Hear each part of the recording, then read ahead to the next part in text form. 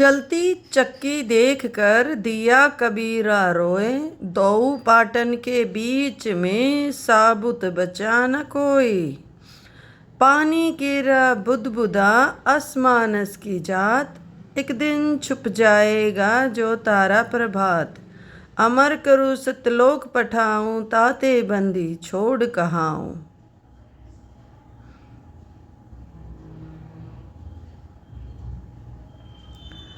गरीब साहिब से सतगुरु भये, सतगुरु से भये संत।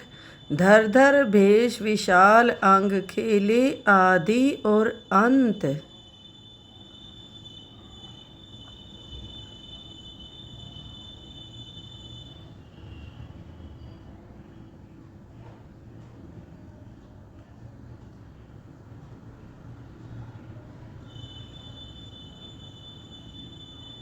सांस सांस सुमिरन करो, सांस व्यर्थ ना जाए। न जाने कब सांस सांस में अंतिम क्षण आ जाए। ऐसे ही संत रामपाल जी महाराज के सत्संग सुनने के लिए जुड़िए हमारे चैनल के। भाई जो गुरु बचन पे डट गे रकट गे फंद 84 के, कट गे फंद 84 के, रकट गे फंद 84 के। भाई जो गुरु बचन पे डट गे रकट गे फंद 84 के। वस्तु मिली ठोर की ठोर, मिट गई मन पापी की दौड़। वस्तु मिली ठोर की ठोर, मिट गई मन पापी की दौड़। ये भरम मिटे मथुरा काशी के, भरम मिटे मथुरा काशी के। भाई जो गुरु बचन पे डटे।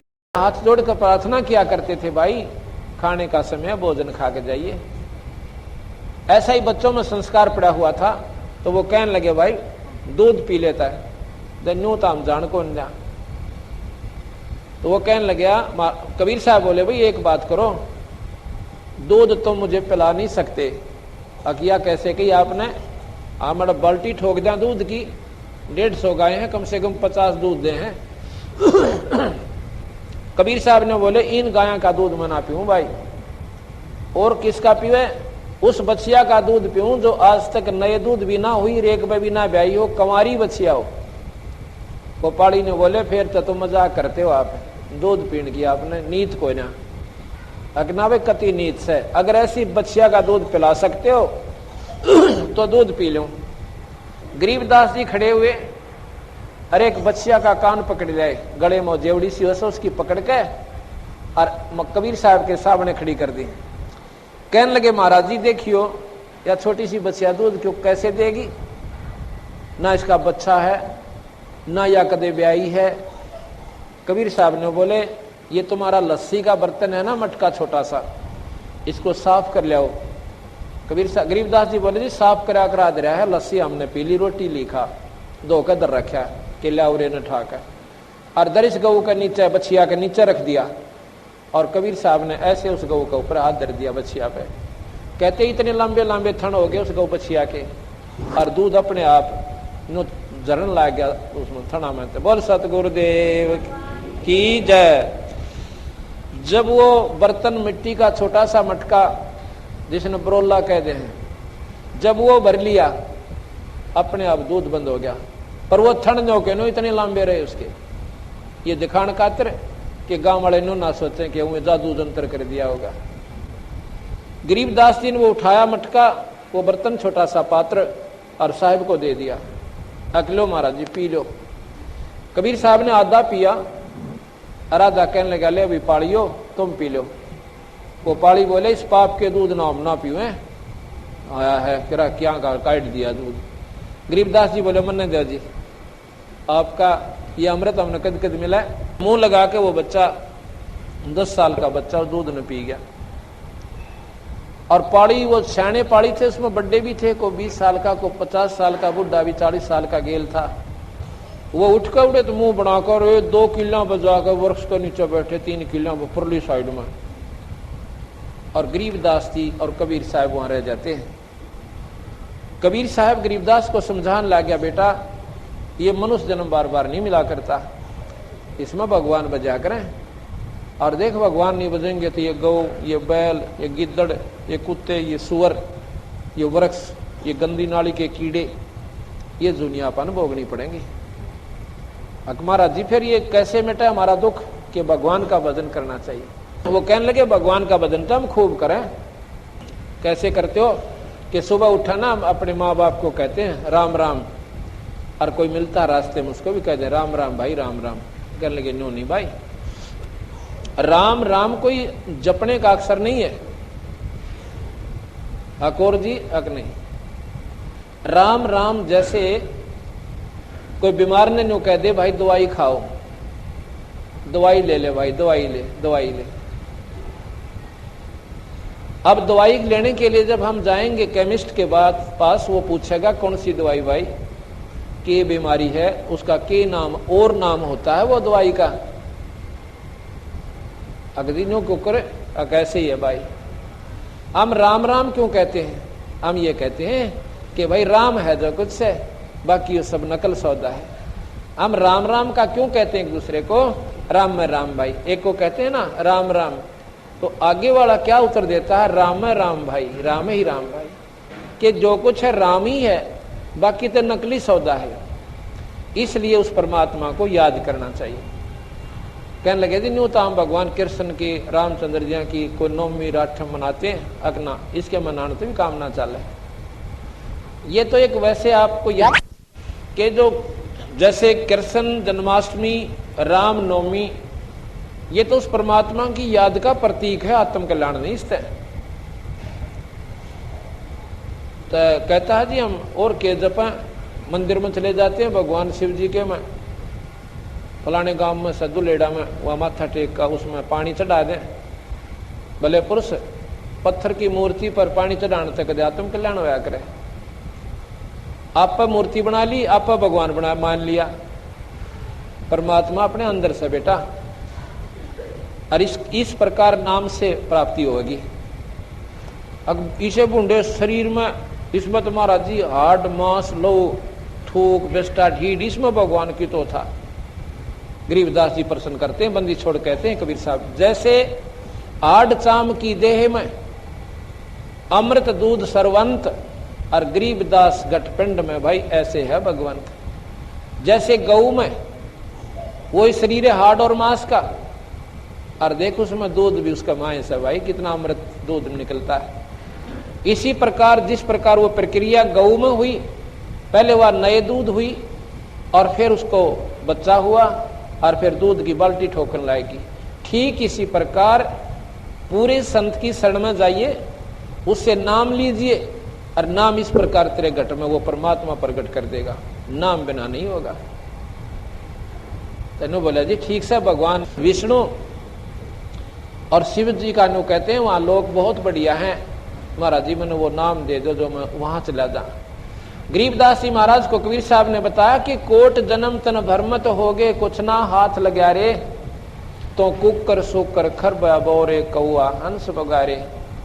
कोट जन्म तू राजा की ना मिटी ना मन की आशा, और भिक्षक हो तू दर दर हांडा तो मिला ना निर्गुण राशा। इंद्र कुबेर ईश की पदवी ब्रह्मा वरुण धर्मराया, तो विष्णुनाथ के पुर को पहुंचा और फिर उल्टाए आया। कोट जन्म तन मरत्या हो गए जीवित क्यों ना मरे रे, और 12 मद महल मठ बोरे बहुर ना दे धरे रे। दोजक भीष सभी ते देखे राजपाट के रसिया, और 3 लोक से तरपति नाही ये मन भोगी खसिया। सतगुरु मिले तो इच्छा मेटे पद मिल पदे समाना, और चल हंसा उस लोक पठाऊं जो आज अमर स्थाना। 4 मुक्ति जा चंपी करती माया होरी दासी, और दास गरीब अभय पद पर से भाई मिले राम अविनाशी। कहते हैं ये विष्णु के लोक में तो करोड़ों बार जा लिया, और स्वर्ग में असंख्यों बार जा लिया, इंद्र का राजा भी तू हो लिया, यहां पर राजा हो लिया, देवराज इंद्र तू बन लिया। भैया बिरान मिटी ना मिटी, जन्म मरण नहीं मिटा तुम्हारा। आका महाराज जी या तो गीता जी में बताओ लिख रखी है, एक पंडित जी सुनावा था, एक दिन मैं बैठ गया थोड़ी देर उसके पास, उसमें भगवान कहता है कि अर्जुन जन्म मरण ना मिटा भाई, तेरे मेरे गणे जन्म हो रही है। तो महाराज कबीर साहब कहते हैं कि भाई फिर इस साधना का लाभ भी क्या हुआ, जब बड़ा बिराना मैटी ना मिटती। एक बार स्वर्ग चले गए, फिर नरक भोग लिया, फिर 84 के धक्के खाओ। फिर कहने लगे महाराज जी फिर वह साधना कौन सी है जो या जन्म मरण मिटे, कि वह मैं बताऊं भाई।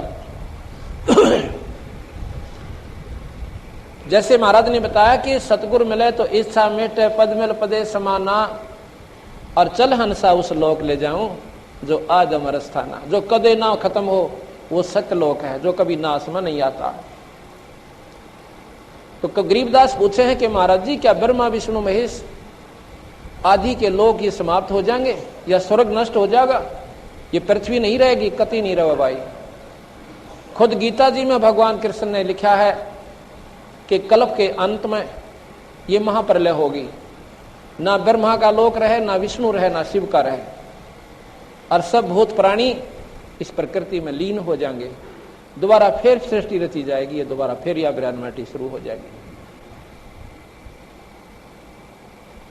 गरीबदास शास्त्रों में लिखा है कि 14 इंद्र मर जाते हैं जब ब्रह्मा की एक रात होती है, और 14 इंद्र फिर मर जाते हैं जब ब्रह्मा का एक दिन होता है। एक इंद्र की आयु 72 चौकड़ी युग, 72 चौकड़ी, एक चौकड़ी 4 युग की, सतयुग, त्रेता, द्वापर और कलयुग, ऐसी 72 चौकड़ी युग एक इंद्र राज करता स्वर्ग का। और 14 इंद्र मर गए, 1008 चतुर्युगी या ब्रह्मा की एक रात, और इतना दिन। गीता जी में इसे लिखा है 1000 चतुर्युगी, गरीबदास जी ने लिखा है 1008 युगी, 1008 चतुर्युगी का दिन और इतनी ही रात। समझने के लिए बिल्कुल सत्य है।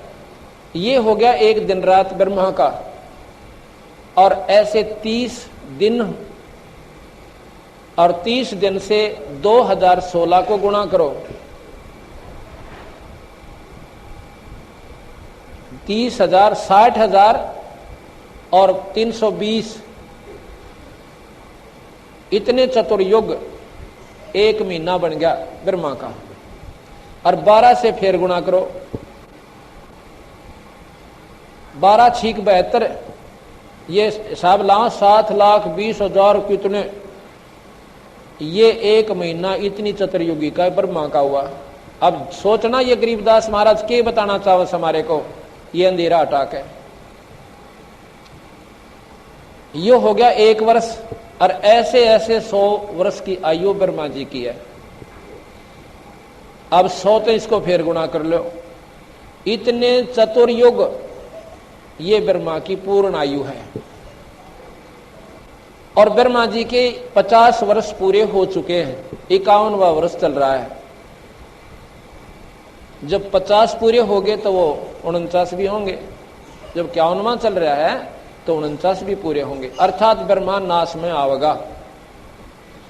फिर लिखा है कि जब 7 ब्रह्मा मर जाते हैं, एक विष्णु की आयु की तुलना बताते हैं, जब एक विष्णु समाप्त होता है, और 7 विष्णु समाप्त हो जाते हैं जब एक रुद्र यानी शिव समाप्त होता है, शंकर जी का अंत होता है। अब गरीब कबीर साहब बताने लगे कि एती उम्र बुलंद मरेगा अंतरे, और कोई सतगुर लगे ना कान ना भेंटे संतरे। इतनी भी आयु जिनकी है वो भी नाश में आएंगे, और ब्रह्मा विष्णु महेश भी अविनाशी भगवान नहीं है, ये नाश में आएंगे।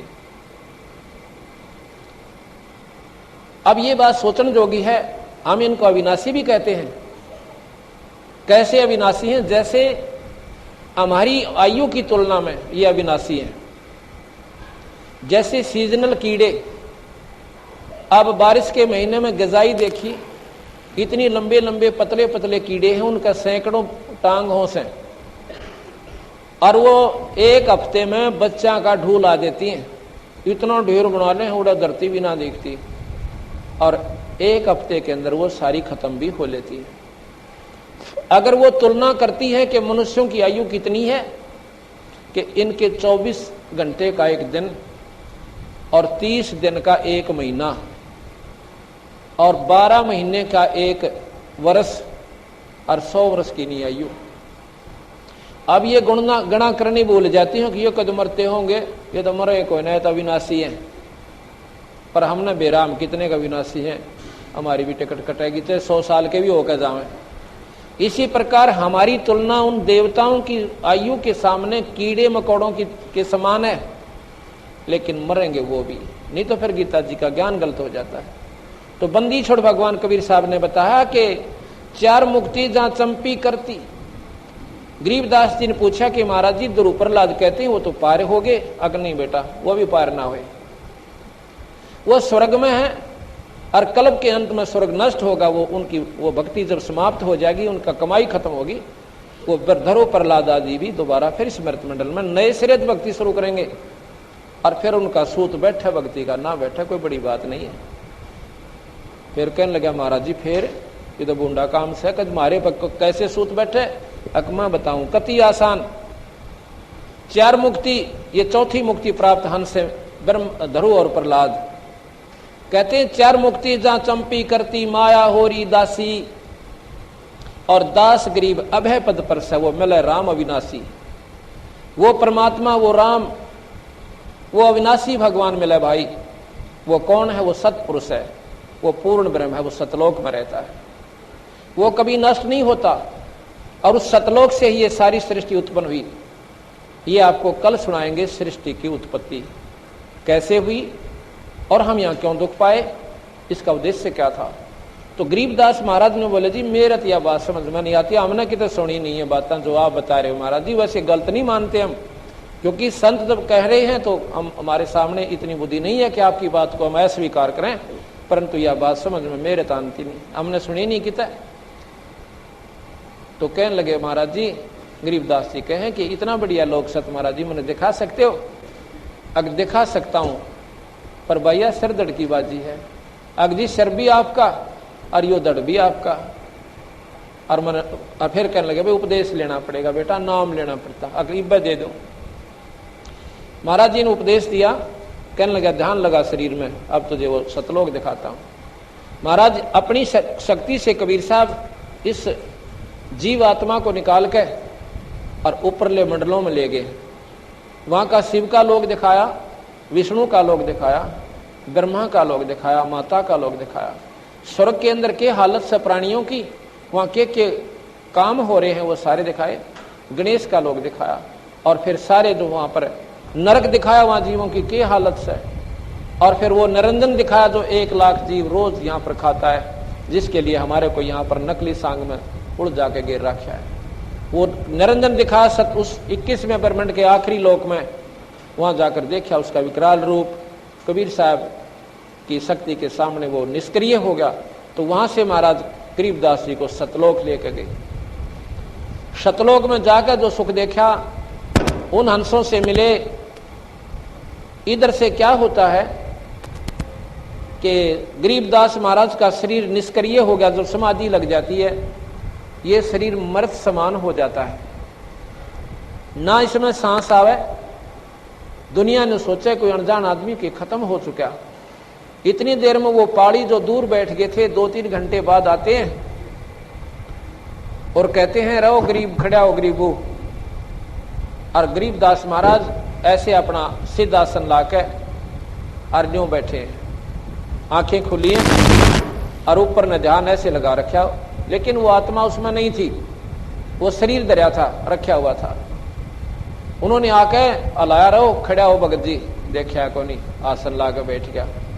जा तेरी गौ 3 घंटे घेर दी है, इब तन्ने घेरनी पड़ेगी, चौकर देता है, बेरा पटेगा। ऐसे हाथ लगाया तो वो गिर जाता है। वो रोने लग गए सारे। अगो बाबा जी बेरा ने के पे आ गया, छोरे ताई बांध देता है, और यो तो मर गया भाई।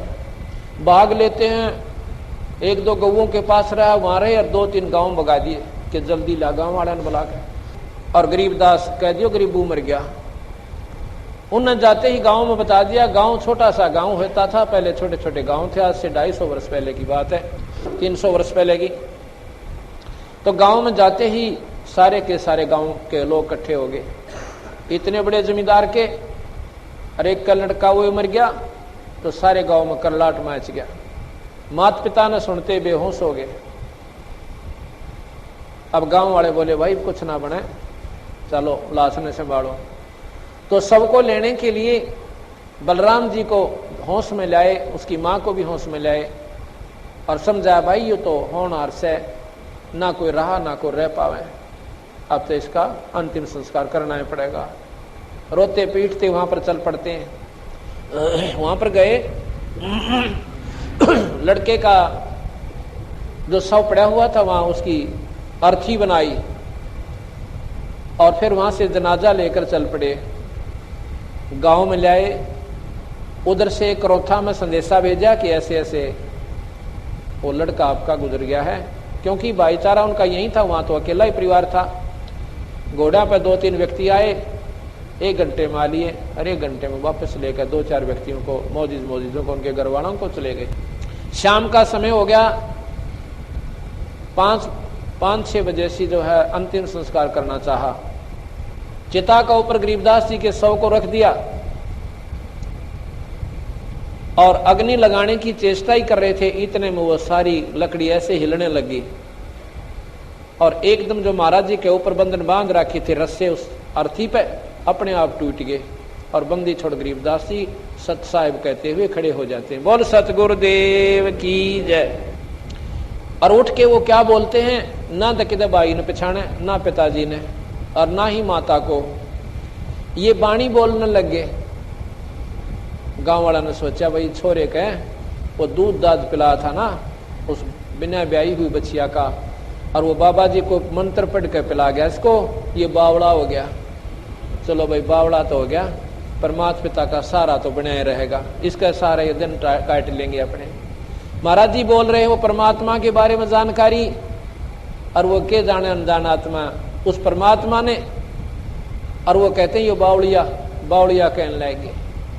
जो सतगुरु महाराज ऊपर देख का वो यथार्थ स्थान हमारा, जहां से हम सारी सृष्टि आई थी, जहां से ये ब्रह्मा विष्णु महेश भी वहीं से आए थे और वहीं से ज्योत निरंजन आया था और ये 21 ब्रह्मांड वहीं से आए थे। उस सतलोक ने देख के महाराज जी पागल से हो गए। हमने सपने भी ना थे भगवान कौन है और हम कहां तक की साधना करके किस प्रकार तंग पाते थे। इस प्रकार कई वर्षों तक, 2-3 वर्ष तक ऐसे ही पागलों की तरह यह वाणी बोलते रहे और ऐसे उनकी आंखें चढ़ी रहे जैसे फिलोसफर होते हैं। एक दिन क्या हुआ कि दादूपंथी एक महात्मा गोपाल दास सेठ था, लाला जी, लेकिन वो संत बन गया था। संत कैसे बनते हैं? हमारे पंथ में संत को घर छोड़ने नहीं बनते। वो 60 साल की आयु में था, बच्चों की शादी करके, नाम बचपन से ले लिया था, 15 साल की आयु में बच्चों की शादी करके निश्चिंत हो गया। चौथे आश्रम में अपना घर में रहता भी था और बाहर भी जाके समय स्थान पर कबीर साहब के बारे में जानकारी देता था, क्योंकि दादू साहब स्वयं कबीर साहब के शिष्य हुए हैं। उनको भी ऐसे ही मिले थे दादू साहब को जैसे गरीबदास जी को आके मिले थे। तो वो संत जब आया तो गांव वाला ने सोची भाई संता के द्वारा दी गई फटकार संत काट सके। उसके पास जाते हैं कि महाराज जी ऐसे ऐसे हमारा एक छोरी का छोरा है और उसका बेराना किसी संत ने के फटकार मार दी, वो तो बावड़ा हो गया और वह छोरी रो रो कर लाल आंख कर रही से अगिया कौन बड़ी मरी गेला। एक तो संतान हुई अरियो की तजोगा भी कोई ना के जानो में बोली आत्मा उस परमात्मा को। अब लाल की परख तो जोरी करे, अनजान आदमी तो नहीं ठाक भगा दे पत्थर समझ के। तो वो कहने लगा अभी ले आओ मेरे पास, कोई ऐसी बात है तो मैं अपनी कोशिश करूंगा। जब उसके पास ले आए गरीबदास को, बैठा दिया, बैठ जा बेटा, बैठ गया। हाँ कौन था वो और किसने पिला दिया तेरे को ये गंदा दूध? महाराज जी बोले ऐसे ना को महाराज जी, वो परमात्मा थे, भगवान आए थे स्वयं। कौन थे? अलल पंख अनुराग है सुन मंडल रे थीर और दास गरीब उधारी है मुझे सतगुर मिले कबीर। कबीर साहब का नाम मिला सुनते ही, और वो तो लगे रहे बाणी बोलन खातर, डटे को ना बंदी छोड़ कबीर गरीबदास जी। वो दादू पंथी 60 साल का महात्मा उस 10-12 साल के बच्चे के मुंह का ना देखे, न बोला रे बड़ी दुनिया ये तो भगवान बोल रहा भाई, इसमें तुम क्या कहते ये बावड़ा हो गया? बावड़े तो तुम सोचो, जानते कोई ना इसके बारे में। उठ का वो 60 साल का महात्मा और गरीबदास जी चल पड़ता है, उसके पीछे पीछे हाथ जोड़ के कहता है महाराज जी यह वाणी लिखवा दो। महाराज जी ये वाणी लिखा दो, ये कलयुग के जीवों के लिए उद्धार का कारण बनेगी। तीसरे दिन वो महात्मा से गरीबदास बोलते हैं, कहने लगे गोपाल दास अगर ये सारी लिखा तो लिखवाऊं, कहते बीच में छोड़ कर भाग जा। अगना जी सारी लिख दूंगा। कहने लगे चल। बड़बेरी का बाग था उनका, गांव से 2-4 किले की दूरी पर जैसे बनी होता था। उसमें एक बहुत बड़ा जांटी का वृक्ष था। पहले उधर जांटी ज्यादा होती थी। उस जांटी के पेड़ के नीचे बड़बेरी के बेर में बाग में, और गरीबदास जी बोले हैं वो 60 साल का महात्मा विद्वान, वो लिखा है। ये सारी की सारी वाणी लिपिबद्ध की गई। 6 महीने में ये लेखन कार्य पूरा हुआ। साहेब गरीबदास बोल रहे हैं और वो दादू पंथी लिख रहे हैं। आज ये संतों ने हमारों ने इसको प्रिंट करवाया। इसमें गरीबदास महाराज ने 4 वेद, 6 शास्त्र, 18 उपनिषद, 11 उपनिषद, 18 पुराण और महाभारत, गीता, भागवत, रामायण ऐसे ढंग से चित्रित कर रखी है कि तुलसीदास की रामायण भी फिक्की लग जावे। ऐसे ढंग से, ऐसे मार्मिक ढंग से इन्होंने, लेकिन थोड़े ही शब्दों में पूर्ण वर्णन दे दिया। और साथ में उस पूर्ण परमात्मा सतपुरुष सतलोक की प्राप्ति का भी जानकारी इसमें पूर्ण ढंग से दी। ये क्यों लिखी इन्होंने कि कोई नो ना सोचे कि गरीबदास महाराज ने इन शास्त्रों का ज्ञान कोई ना था। पंतांजलि का योग शास्त्र उस अनपढ़ महात्मा ने, गरीबदास महाराज ने, भगवान ने ऐसे ढंग से लिख रखा कि योगी सिर मारते, क्योंकि वह स्वयं ईश्वर थे। उन शरीर के अंग अंग छान के इसमें लिख रखे। एक 104 साल के महात्मा योगी रामानंद जी महाराज जी और बहुत तगड़े शास्त्रों के जानने वाले, उनके साथ योग मार्ग को ऐसे ढंग से चित्रित कर दिया कि वो 104 साल का महात्मा और कबीर साहब के 5 साल के बच्चे के पाया में पड़ गया। कबीर साहब के, अब कबीर साहब और गरीबदास जी, ये 2 दिन आपको ये नाम सुनने को मिलेंगे। और साथ में एक पात्र होगा ज्योत निरंजन, जो आपके लिए कति नया होगा। ये तीनों अक्षर आपके लिए नए होंगे। और बाकी हमारे 3 पात्र और होंगे, ब्रह्मा विष्णु महेश, ये आपके सुने सुनाए होंगे। इनकी महिमा भी आपको ज्यों की त्यों बताई जाएगी, जो कि आज तक हम शास्त्रों में पढ़ते और सुनते आए। इन्होंने क्या किया है कि इन शास्त्रों का निष्कर्ष निकाला और यह भेद दिया कि ये 3 लोक के भगवान से भाई ब्रह्मा विष्णु महेश, यही शास्त्र बता रहे हैं। लेकिन 3 लोक की क्या साधना है और किस विधि से श्रेष्ठ साधना इनकी आप कर सकते हो। जो अन्य आप साधना करते हो वो मुक्ति की नहीं है। ना शिवलोक प्राप्त कर सकते, ना विष्णु लोक प्राप्त कर सकते, और ना ही आप आत्म कल्याण करा सकते। इन भगवानों की साधना भी आप गलत करते हो। आप क्या करते हो, जैसे अभी बताया था कि तीर्थ पर जाते हो, मंदिर में मूर्ति बना के उस पर पानी डाल देते हो, वहां भगवान नहीं से भाई। ये धोखा तुम्हारे साथ अनजानपने में किया हुआ से। किसी पूर्वज हमारे अनपढ़ होते थे, किसी अनजान से वो पूछ रहे थे ज्ञानी विद्वान से कि भगवान कैसा होता है महाराज। 1 बार पूछा, 2 बार पूछा, उसने सोचा ये तो कान खा लेंगे। उस विद्वान ने केकरा कि भगवान विष्णु का साधक था, तो विष्णु जी की मूर्ति बना के जैसा भी वो अपने दर्शन करता था उसके अपने नाम साधना से वो आकृति मिट्टी की बना दी और फिर वो रख दी कि भाई ऐसा है वो मेरा भगवान। ये भगवान विष्णु के 4 भुजा बना दी, हाथ में शंख गदा चक्कर दे दिए, और यो सब इसने माथा टेक, मैं इसकी आदर करता हूँ। आदर के लिए स्वयं माथा टेकते थे वो संत, और उनको भी बता दिया कि भगवान ऐसा हो सब आई। और फिर उसकी पूजा शुरू हो गई। फिर वह पत्थर की बन गई। उस पत्थर की मूर्ति पर पानी चढ़ने लग गया, पतासे चढ़ने लग गया, उसको भोग लाने लग गया। महाराज के ये तो उनको इसलिए बताया था परमात्मा ऐसा होता है, लेकिन उसको पाने की विधि ये नहीं है कि उस मंदिर में पानी डालने जाओ। जैसे बच्चा स्कूल में पढ़ता है, उसको दिखाते हैं आ का आम, आ का आम आ अक्षर की जानकारी और साथ में आम का चित्र। अब बच्चा उसने बार बार देखा और फिर आम खाना चाहे, क्योंकि आम के गुण का ज्ञान बहुत मीठा होता है, फलों का राजा होता है, शरबत से भी मीठा होता है, तो खाने की इच्छा वो चाहे तो कैदा खोल के बैठ जाए, आम खाऊंगा। और कोई जानकार जिसने है वो ने कहा बेटा इसमें आम को ना, ये आम नहीं है इसमें, अग्नो ये आम है। हमारे गुरु जी बताया करते हो आका आम, ये तो मूर्ति दिखाई तेरे को भले पुरुष, यो किसने बहका दिया। आम तो मंडी में मिला है और जेब में 20 रुपये हो और जब मिला है, इस कैदे में आम नहीं है। इसी प्रकार पत्थर में परमात्मा, उस मंदिर में भगवान नहीं है, वहां उसका चित्र है। उसने 100 में देख सकते हो और लाख में देख सकते हो, आदर भी कर सकते हो, पर आत्म कल्याण को ना।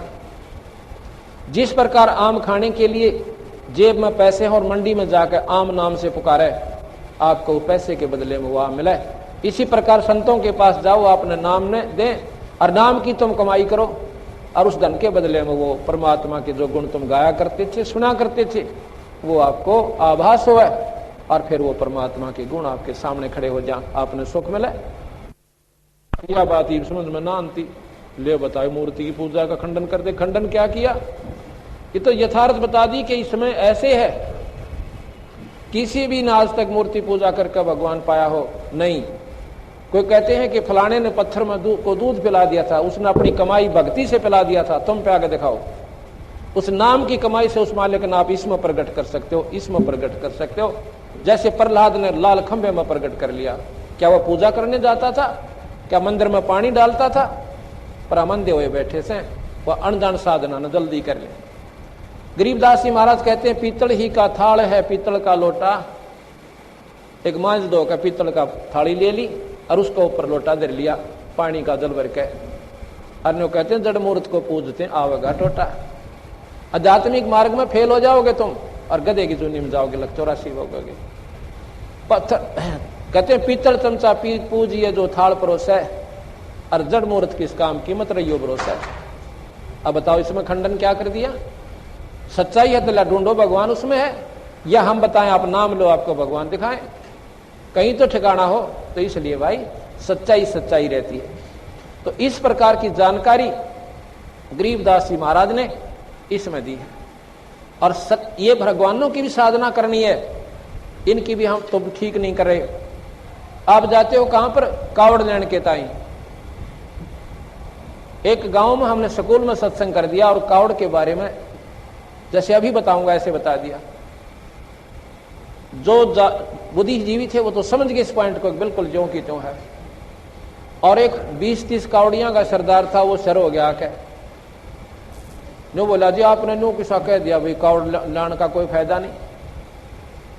फायदा तो कोई और चीज है, उसका पाप भी बताया मैंने कितना हो गया आपको, ये सोचा आपने कभी? कैसे?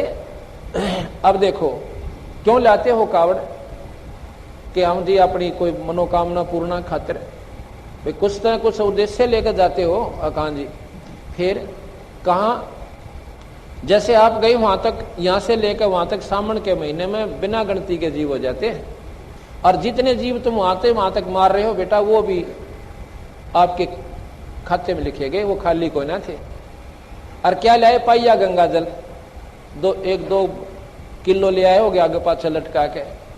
ये भगवान शिव के लोक तक गंगा आती है और वो भगवान शिव जी पाइया गंगा जल का प्यासा कोई ना, वो भी कभी नहीं प्रसन्न इन कामों से जो तुम कर रहे हो। ये गलत साधना आपकी। बोला यूं क्यों करे? अभी बताता हूं। 1991 में एक बार ऐसे ही सावन के महीने में बहुत तगड़ा वहां पर जमघट तो हो जाता है। जो अच्छे साधक थे भगवान शिव के, कति अटूट श्रद्धा के लोग, वो कहां जाते? नीलकंठ के दर्शन ताई, जो कि हरिद्वार से भी आगे बताते काफी ऊंचे पर, को 30-40 किलोमीटर आगे चल के और काफी पहाड़ की ऊंचाई पर भगवान शिव जी का नीलकंठ नाम से एक मंदिर बना रखा है। और वो एक पहाड़ के ऊपर स्थित है।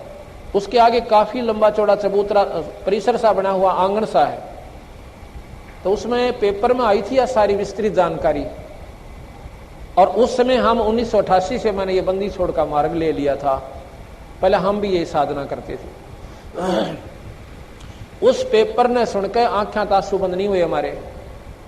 दुनिया तो सिर्फ नो सोचती होगी भाई बड़ी माड़ी बनी, लेकिन हमने पता चला कि वो अनजान साधक थे। क्या हुआ कि सारी रात वो भगवान की शिव की साधना करते रहे, उनकी आरती गाते रहे, और ठीक सुबह 3-4 बजे सी क्या कहते हैं कि वो मंदिर नीलकंठ ही गिर गया। वो पहाड़ टूट गया। क्यों? क्या हुआ कि उस पहाड़ के ऊपर स्थित था, उस पहाड़ के साथ में पानी झरने का बह के निकलता रहा। किसी ने पता चला कोनी, नीचे से उसने कति खोखला कर दिया और वो कुछ ऐसा झटका सा लग गया कि वो पहाड़ भी और नीलकंठ का मंदिर भी कहते हैं वहां गिर गया, टूट गया। वो सारे शिव के साधक कहते हैं कम से कम 1500-1600 आदमी तो उड़े मर गए। उसी पर इतना बुरा हाल कहर हुआ था, उसमें देखा भी नहीं जाता, अखबार देखने भी दिल नहीं कर रहा था, इतना कालजा कांपा था। बाकी जो बचे खुचे वो वहां से भाग लिए तो ऊपर तो गिर लिए, नो सीधे तले न सरक गए कि पहाड़ भी कहीं गिर टूट गया, कदे उरे ना खिसका हुआ। तो नीचे ने लक्ष्मण झूला ये पुल बने हुए हैं इनकी तरफ न थलस गए, कुछ उरले पुल का नहीं, कुछ दूसरे, क्यों रास्ते वहीं थे दो। तो इधर के लोग में भगदड़ मच गई कि जल्दी से पार हो जावा, कहीं ये पहाड़ उरे ना खिसका हुआ। जो भाग रहे थे उन्हें देख कर और भाग लिए। क्यों भाग लिए? कि पहाड़ टूट गया, पहाड़ टूट गया भाई, कति घना नाश हो गया, अनर्थ हो गया, वहां तो बहुत दुनिया मर गई, भाग लिए जी। उधर से लोग सुबह सुबह 6-7 बजे न्योन तो निकल लाग रहे 6 बजे से। तो वो पुल पे इधर से भागने वालों की भगदड़, न्योन से आने वालों की जनसंख्या, वो समूह बीच में जा कट गया। इधर वाले से पूछे रहे क्या हो गया, क्यों भाग रहे? सो वो कहते हैं पहाड़ टूट गया। पिछले बताता है, अगला सुना रहा क्या हो गया, पहाड़ टूट गया। अगले ने सुन गया कि वो पुल टूट गया। भाई जब इतनी भगदड़ यहाँ मच रही है तो इससे कोई गड़बड़ हो रही है, तो आगे नोन वाला ने सुन गया कि पुल टूट गया। वो इधर भागने की सोचे कि तुम बीच में आगे ना नोन जान दोगे ना इधर जाने दोगे, और वो इधर भाग रहे हैं, बीच में फंस गए और इतना जोर लगा रहे हैं कोई इधर कोई इधर। कहते हैं उसमें लिखा था सैकड़ों व्यक्ति बूढ़े और बालक तक नीचे कुचल दिए, 100 आदमी तक नीचे दबकर मर गए, उठे नहीं गए उनसे। बाकी जब वो कति जाम लाग गया तो बीच में सुनने वालों ने सुन लिया कि पुल टूट गया। कहते हैं सैकड़ों आदमी गंगा में डांक मार गए कि ये न्यों का न्यों पड़ेगा और हम तोड़े मरेंगे बीच में दबकर, कि मैं हो सकता आत्मा मार के बची जाऊं। ये पूर्ण विस्तृत जानकारी उस पेपर में आई थी। अब भगवान गरीबदास महाराज की वो बात मेरा रह के याद आवा है कि गलत साधना से भगवान शिव जी विराजी को ना अमरनाथ की यात्रा पर गई थी वो श्रद्धालु आत्माएं जो भगवान शिव के दर्शन खातिर गई थी, और वहां पर के कहर हुआ था, बर्फ में दबकर मर गए सैकड़ों हजारों व्यक्ति। अगर भगवान शिव इन साधना से राजी हो, क्या इस कहर ने टाल नहीं सकता? तो इसलिए भाई यह गलत साधना आप करते हो, परमात्मा कति राजी नहीं से। ना किसी शास्त्र में, गीता जी में भगवान कृष्ण कहता है ये मनमुखी साधना तुम्हें सत्यानाश का कारण बनेगी। अब ना तो हम गीता जी को मानते और ना ही रामायण के उस नाम के ऊपर आधारित के कलयुग केवल नाम धारा सुमर सुमर नर उतरो पारा, वो भी छोड़ दिया। मेरे जैसे ननजान ने क्यों मेरा बता दिया, उसको पाछा बाज लिए। फिर देखा देखी, कहां जाते हो? कि कावड़ लाऊंगा मैं भी लाऊंगा। फिर उसने कहेंगे 2 जोड़ा करते हैं, और डरा दिया, जोड़ा ना करा जब मर गया। क्यों? एक कबर मार ले से इंसान वाण जान में। फिर न्यों कहा भाई 4 लाओ जब गणा फायदा, अगला गेड़ा बेरना कितने के जाएंगे। तो महाराज जी के बैठ के भजन तक कराना जाता, और ये कोड़ी को बात में गाटा जोड़े बैठे थे। उससे भी ज्यादा लाभ आपको एक नाम से मिल जाए तो जरूरी है उस कावड़ को लाना। तो वो 20-30 आदमी और बैठे थे वहां पर। फिर उन्होंने कहा भाई देखो सोचने जोगी बातें हैं, वो अपने अनाड़ीपने से तो इसको स्वीकार करो या अस्वीकार करो, वो तुम्हारी अपनी मौत से, पर किसी शास्त्र में दिखा दो इस साधना का कितना प्रमाण होता मान लेंगे। और गीता जी में भगवान कहा है कि मनमुखी साधना आपका सत्यानाश का कारण बनती है, ये तुम्हें लग 84 में ले जाती। बताओ, ना तुम गीता जी को स्वीकार करते और गीता जी की महिमा का उद्देश्य थे गणी, तो नरी महिमा तो बात नहीं, उसका अनुसरण आपने करना पड़ेगा। तो इसलिए बंदी छोड़ भगवान गरीबदास महाराज ने ये जानकारी देने के लिए ये इतने बड़े ग्रंथ साहब की रचना करनी पड़ी। कति अनपढ़ और इसमें विद्वान फेल हो जाते हैं उनकी वाणी के सामने। सभी शास्त्रों का ऐसा निचोड़ काट दिया, उनको कति सुचारू कर दिया। जैसे विष्णु पुराण में लिख रखा है कि विष्णु जी सृष्टि के बनाने वाले हैं, रचना करने वाले, और इन्होंने शिव और ब्रह्मा की उत्पत्ति की। ये शिव पुराण मेरे पास रखा, किसी ने पढ़नी हो तो विष्णु पुराण पढ़ लेना। और फिर विष्णु और कहते हैं ब्रह्मा और शिव की उत्पत्ति स्वयं भगवान विष्णु ने की अपने सहयोग वास्ते। विष्णु पुराण में लिखा है कि विष्णु शिव जी जो है सब देवनपति देव है और सारी सृष्टि का रचने वाला यही है। और ब्रह्मा और विष्णु इन्होंने ही बनाए हैं। ब्रह्मा पुराण में लिखा कि ये प्रजापिता है और शिव और ब्रह्मा विष्णु इन्होंने ही बनाए हैं। शक्ति पुराण में लिखा है कि ये जगत जननी है, ये जगदम्बा है, ये तीनों देवताओं की मां है, ब्रह्मा विष्णु महेश की ये माता है और यही सारी सृष्टि की रचने वाली है। अब गरीबदास जी महाराज कहते हैं भाई जब शास्त्र तो हैं सारे और उनका लेखक भी एक ही है, व्यास जी ही गीता जी का लेखक, व्यास जी ही 18 पुराणों का लेखक और सुख सागर आदि का ये व्यास जी ही लेखक है। अब गरीबदास महाराज ने सारे शास्त्रों को एक ऐसे मोड़ पर लाकर धर दिया। एक ऐसी कहानी हम आपको कल सुनाएंगे जिसमें ये सारे के सारे शास्त्र अपने आप सुलझ जाते हैं। ना ब्रह्मा बड़ा रहे, ना विष्णु छोटा रहे, ना शिव में कोई कमी पावे। उसकी एक ऐसी विधि भी तो उन्होंने बताई है। जब हमने उस मूल का बेड़ा पाटेगा, जब पता चलेगा ये कौन शक्ति है और कहां से उत्पत्ति हुई और क्या ये इनके काम है और कैसे ये हमें लाभ देते हैं, तो वो सृष्टि रचना हम आपको कल सुनाएंगे। सबसे पहले कल सृष्टि रचना शुरू होगी और उसमें पूरा विवरण दिया जाएगा।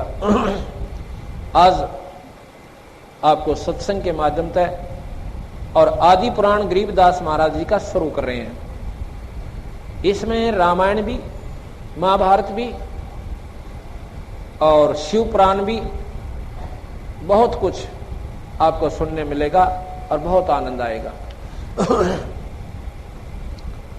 अभी 10-15 मिनट के बाद आज रेस्ट करेंगे, पहले सुनिए। आदि पुराण। गरीब नमो नमो सतपुरुष को, नमस्कार गुरु कीन, शुर नर मुनि जन साधुआ, संतों सर्वस दीन। ओंकार अपार समूलम, नाद बेंद बिन है अस्थूलम, सतपुरुष को सिरजी माया, शब्द स्वरूपी रूप बनाया। सतपुरुष ने माया बनाई, सतपुरुष ने या शेरा वाली माता की उत्पत्ति की। सतपुरुष को सिरजी माया, शब्द स्वरूपी रूप बनाया। इस माई का शब्द से रचना की सतपुरुष ने। ये तो मोटी मोटी सी बता रहा हूं आपको। शंख लोचनी शंख ज्ञाना, आदि अनादि पुरुष का ध्याना। मन से सिरजी मनसा नारी, उपजी माया आदि कुमारी। अबला सुंदरी नार नरेशा, भंगले गनाद नहीं परवेशा। परानंदनी मूला माया, दारुण देवी सिरजी राया। मूल उचार होत तिस माही, सर्वकला समर्थ पद जाई साई। पिंगुल बैन नैन पद नेहा, सुनियो पिता सतपुरुष विदेहा। कौन काज की नी मोह अंगा, कहो पिता मोह निज पर संगा। ये माया जब सतपुरुष ने बनाई, इसने पूछा कि हे पिताजी अब मुझे बताओ आगे क्या काम है और किसके साथ किसके पास मैंने जाना है। कौन काज की न्या मोए अंगा, किस लिए मुझे बनाया, मेरा शरीर आपने किस लिए बनाया पिताजी। कहो पिता मोह निज पर संगा, कहा पुरुष जद बचन विचारी। कीर्ति लोक रचो संसारी, बोले पुत्री अति अधीना। कौन पुरुष हमरे संग दीन्या। के कहते हैं कि किस पुरुष के साथ मुझे भेज रहे हो ताकि मैं सृष्टि की उत्पत्ति करूं। रजगुण सतगुण तम गुण संगी, अक्षण में रचा तब शब्द त्रिभंगी। के कबीर साहब ने ये 3 गुण और 5 3 गुण इस माई को दे दिए, रजगुण सतगुण और तमोगुण। गरीब त्रिभंगी तीनों कला, ब्रह्मा विष्णु महेश। सतगुण रजगुण तमोगुण, ये घट घट में परवेशो। सतगुण विष्णु जी हैं, रजोगुण ब्रह्मा है और तमोगुण शिव है। कहते हैं इस माया ने इन तीनों की उत्पत्ति की। कैसे की। पुत्री मस्तक शीस नमाया, अंजन मंजन लेप चढ़ाया। रैसी माया बदन विनोदम, ज्ञान ध्यान उपजे परमोदम। बटक बीज पिंडल विस्तारा, इंद्री 5 25 लारा। मन गुण कर्म मा शान सब दीन्या, रज गुण सतगुण तमो गुण बीन्या। कमल नैन कमलापति रानी, 14 भवन भरे जल पानी।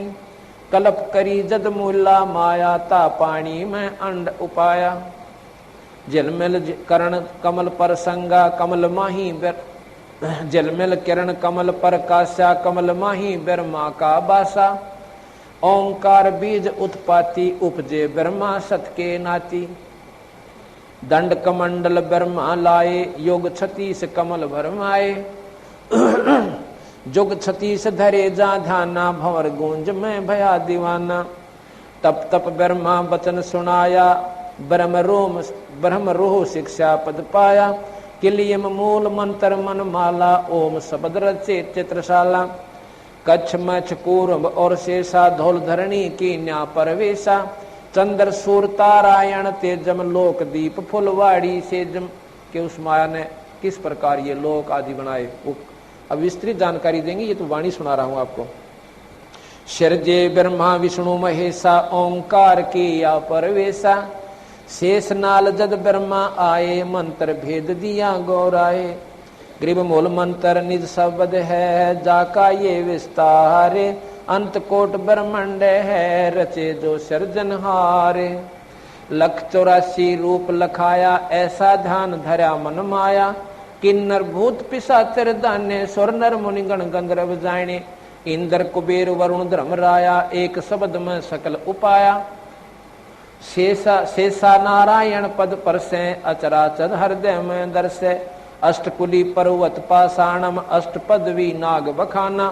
900 नदी 89 नाला, 18 भार रचे बनमाला। 3 कोट तीर्थ गए नारा, सुन सागर का वार न पारा। स्वर्ग मृत्यु पाताल बनाए प्रथम स्वर्ग मृत्यु पाताल बनाया, प्रथम पूज गणेश्वर राया। माता कह सुनो रे पुता, तुम जोगी तीनों अवधूता। त्रिगुण रूप धरा जद माया, ब्रह्मा विष्णु महेश बुलाया। मोको वरो पुत्र त्रिपुरारी, मैं हूँ माया आदि कुमारी। तीनों पुत्र कहते हैं बाता, कौन पुरुष है तुमरा माता। रहनी गहनी जाकी बतलाओ, सुन माता हमें पिता लखाओ। बोले माया आदि कुमारी, हमरा वचन सुनो त्रिपुरारी। त्रिपुरारी 3 लोक के मालिक। पृथ्वी ऊपर धरे न देही, गगन मंडल में वो पुरुष विदेही। माता आदि ज्ञान गौरावे, पिता तुम्हारी दृष्टि नहीं आवे।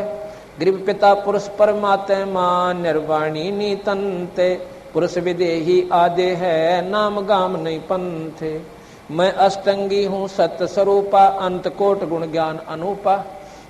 माई कहती है कि मैं अष्टभुजा की अष्टंगी हूँ और अंत कोटों के ब्रह्मांड का अनंत कोट गुण ज्ञान अनूपा, यानी मेरे जो शक्ति है, मेरे अंदर जो गुण है वो सबसे ज्यादा है। ओम आद बीज फल मोरा, श्यावत्री लक्ष्मी भई गौरा। ब्रह्मा विष्णु महेश्वर वरिया, पुत्री पुरुष किए नर हरिया।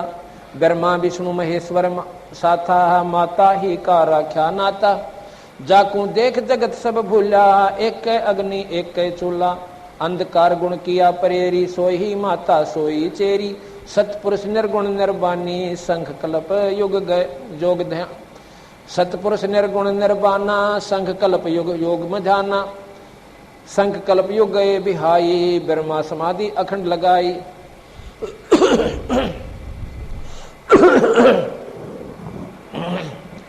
ग्रीव सूक्ष्म साक्षी भूते है, जाका ये विस्तारे।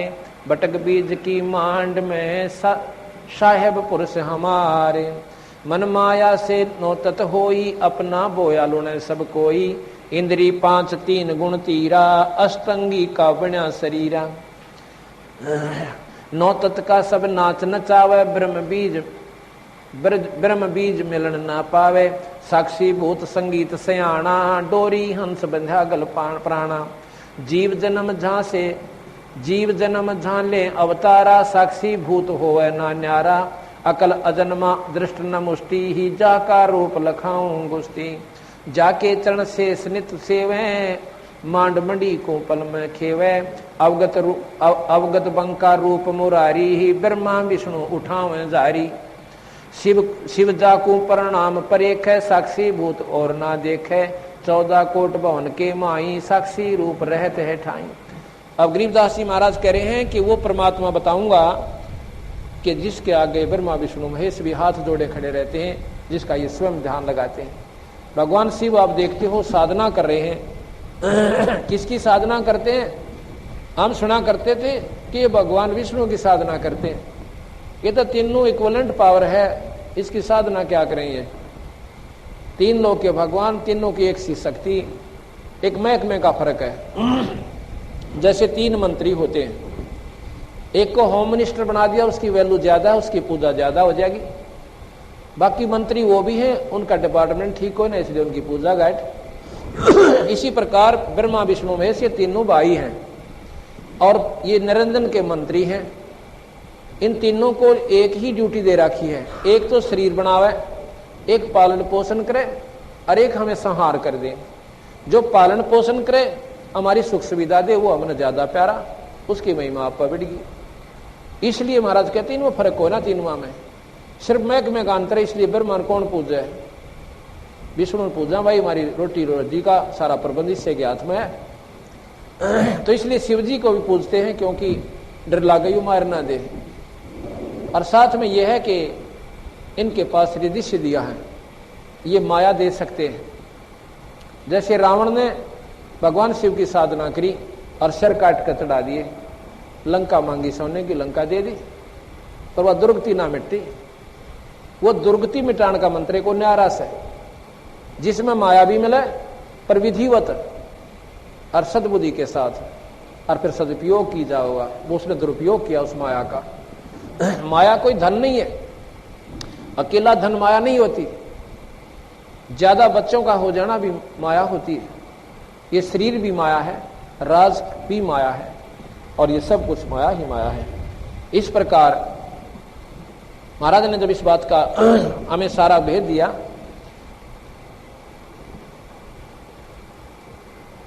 तो उन्होंने बताया कि ब्रह्मा विष्णु महेश ये 3 लोक के भगवान हैं। इन तीनों के कर्तव्य बता दिए, और इसमें ये बता रहे हैं कि जाकू शिव जाकू प्रणाम परेख है, भगवान शिव भी जिसको नमस्कार करता है, और साक्षी भूत रहे नहीं देखे, 14 कोट भवन के माही, साक्षी भूत रहे सब ठाई। अवगत बंका रूप मुरारी, और ब्रह्मा विष्णु उठावे जारी। यानी उनसे ऊपर की एक शक्ति है। जैसे डीसी के सामने प्रधानमंत्री मुख्यमंत्री आ जावे, तो वो डीसी उस मुख्यमंत्री की अटैची पकड़ता है। लेकिन ये भी नहीं कह सकते डीसी में कोई पावर को ना, लेकिन उस मुख्यमंत्री का आगे वो बहुत छोटी शक्ति हो गया। और प्रधानमंत्री आ जावे तो मुख्यमंत्री वो डीसी वाला काम करे। इसी प्रकार ये 3 लोक के परमात्मा ब्रह्मा विष्णु महेश, 21 ब्रह्मांड का मालिक है ज्योत निरंजन, जिसको वेदों ने ब्रह्म की संज्ञा दी है। इससे ऊपर एक परब्रह्म शक्ति है जो 7 शंख ब्रह्मांड का मालिक है। नील पद्म शंख, 7 शंख ब्रह्मांड का मालिक वो परब्रह्म है, और असंख्य ब्रह्मांड का मालिक है वो पूर्ण ब्रह्म परमात्मा। रोज सुना करते कि ब्रह्म कभी पार ब्रह्म और कभी पूर्ण ब्रह्म। हम हार के क्या करते, ये विष्णु जी ब्रह्म, ये पूर्ण ब्रह्म और ये पार ब्रह्म। नहीं, महाराज गरीबदास जी कहते ऐसा नहीं, तुम्हारे सुनन में समझन में फर्क है। डीसी कहो एक तरफ से तो, और डीसी ने नो को यू है मुख्यमंत्री, और फिर को यही प्रधानमंत्री, भाई फिर तुमने ज्ञान को नहीं। या तो डीसी कहो इसको, या फिर इसने प्रधानमंत्री कह लो, हम जब भी मान लिया तुम एक वाणी तो बोलो। अब 3 लोक के भगवान कहो, और फिर नो के सर्वलोकों के यही भगवानों को करो भाई। सर्वलोकों का और परमात्मा, जिसमें गीता जी में स्वयं भगवान कहते हैं कि अर्जुन उस परम पिता परमात्मा का जहां अंदर जिससे सारी सृष्टि और सब जीव उत्पन्न हुए, और उसकी साधना स्वाभाविक मंत्र जाप करके, और आप उस लोक में चले जाओगे, फिर मरण को ना हो। उस लोक में उस परमात्मा का, और फिर आप उस परम धाम को प्राप्त होगे, उस सतलोक को प्राप्त होगे। तो इसी प्रकार यहां बंदी छोड़ने का रखा है कि उस परम पिता परमात्मा सतपुरुष जो अनंत कोट ब्रह्मांड का भगवान से जो पूर्ण ब्रह्म है और पर ब्रह्म भी है और ये ब्रह्म भी है। ब्रह्म से ये सारी उत्पत्ति हुई निरंजन से। ये सब जो कुछ भी बना हुआ मिट्टी और पृथ्वी है जीव, ये सारे ब्रह्म से बना। इस ब्रह्म ने बनाए, ज्योत निरंजन ने। क्यों बनाए? इसने 1 लाख प्राणी रोज खाने पड़ते हैं। मनुष्य 1 लाख जीव ये रोज खाता है। कैसे खाता है? इस शरीर को नहीं खाता, ये तो खोखा है ऊपर का। इसके माध्यम से दुष्कर्म करवाता, जितने ना कर सके ये प्राणी उतने करवा दे से, और फिर इसके माध्यम से सूक्ष्म शरीर के ऊपर इसका लेप जमाता है और उस वासना को फिर तपस्या के ऊपर भून कर इस जीव ने इतना गर्म कर दे बेसोधी हो जाता है और वहां ये मैल छोड़ता है उस सूक्ष्म शरीर के अंदर से और फिर वहां से अपनी सिद्धि से उड़ा देता है। ये ब्रह्मंडों में से घूमता हुआ वापस आता है, ये ठंडे वातावरण में आकर फिर शोधि में आ जाता है। पर इसने नो ना बेरा तू कहां गया था, ना इसे ये मालूम रहता कि तू पिछले जन्म में के था। धर्मराज के पास जाता है। इस निरंजन ने एक धर्मराज और बिठा रखा अपना न्यायकारी कि जैसे कर्म प्राणी करें इनको फल देता रहे। वो लेखा जोखा गरीबदास जी का वो न्यारा रह गया। फिर अपने कर्म अनुसार ये कभी पशु बने, कभी गधा बने और कभी मनुष्य शरीर में जा। तो शरीर जीव मरता नहीं, ये अमर है, लेकिन ये मरणते भी बूंदा। कभी गधा बन गया, कभी कुत्ता बना, कभी कुतिया की जूनी होगी, कभी टांग कट गया, कभी कैंसर होगी। ये मनुष्य शरीर में कौन सुखी? किसी का एक लड़का था वो मर गया, किसी का जवान लड़की का पति मर गया और 24 घंटे बूचड़ खाने में ये प्राणी अपने जीवन को बर्बाद करके चला जाता है। तो यहां ये बताना चाहते बंदी छोड़ के ये निरंजन ज्योत स्वरूपी निरंजन ये आपको धोखा दिए बैठे हैं और साथ में इसने ब्रह्मा विष्णु महेश को भी धोखा दे रखा है, क्योंकि यथार्थ ज्ञान गुप्त कर दिया और इन गलत शास्त्रों का प्रचार यानी अपने तक सीमित शास्त्र ही यहां पर प्रचारित करवा दिए। तो इस बारे में कल आपको सबसे पहले हम यही सुनाएंगे। आज सत्संग फिर होगा। आज थोड़े से हम लेट हो गए थे इसलिए क्षमा चाहते हैं। बंद कर दो। जैसा कि अभी प्रकरण चल रहा था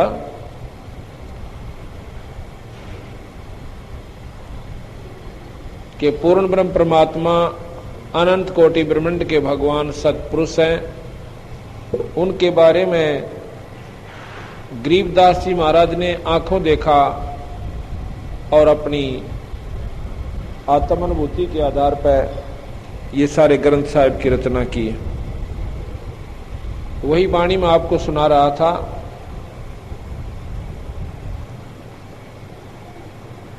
ग्रीव गगन मंडल में पुरुष है, दृष्ट मुष्ट से न्यारे, कोट ज्ञान से भिन्न है, पंडित करो विचार। श्वेत वर्ण सब साहेब सुबरंगा, जा में उठे अनंत तरंगा। 5 तत्व के मैं 9 तत्व का भेद लखावत हूँ सब गत का। 9 तत्व के मैं 12 देवा, इंगला पिंगला मध्य परेवा। 12 मध्य गोष्ठ समाना, गोष्ठ माही राई परवाना। मृत्यु लोक मूर्ति मैं मनता, हरदम खेल फाग बसंता। मात पिता ना जननी जाया, सो अनुभूत पुरुष हम पाया। बंदी छोड़ भगवान कहते हैं वो सतपुरुष, वो परमात्मा जिसका सफेद ही रंग है और सफेद ही वहाँ का श्वेत सतलोक है, वो परमात्मा हमें प्राप्त हुआ गुरुदेव की कृपा से। ग्रीव अकल विहंगम रूप है, साहेब समर्थ आप। पिंड ब्रह्मंड में रम रहा, जाका जप ले जाप।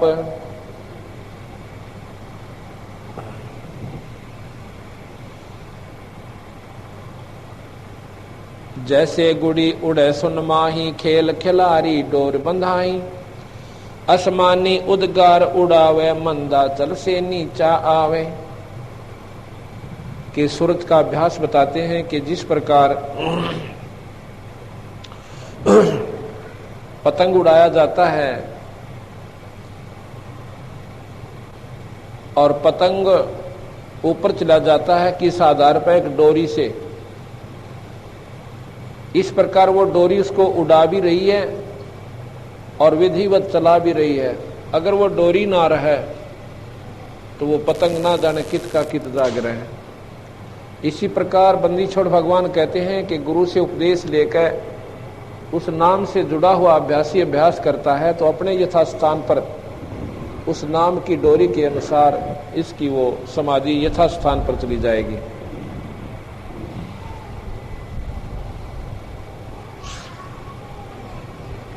नाम की महिमा बंदी छोड़ बताते हैं कि पृथ्वीला प्रतीक्षणा देवा तो इस मन का लखै न भेवा। सर्वाधिक में बैठे जाई 14 भवन पलक फिर आई। सो तो मन के हाथ बेकाना भौर बहे हैं शुक्र समाना। जो लोग मनमुखी साधना करते हैं उनके बारे में बंदी छोड़ महाराज कहें, कोई तो तपस्या कर लेता है, कोई अन्य साधना करता है, ये सब मन ने इनको भ्रमित कर रखा है। कभी स्वर्ग में चले जाते हैं, जैसे सुखदेव जैसे योगी अपनी साधना करके और स्वर्ग चले। सत साई भक्तजनों, ऐसे ही संत रामपाल जी महाराज के सत्संग, प्रवचन और विचार विशेष संदेश सुनने के लिए हमारे चैनल से जुड़े रहे। सत साई।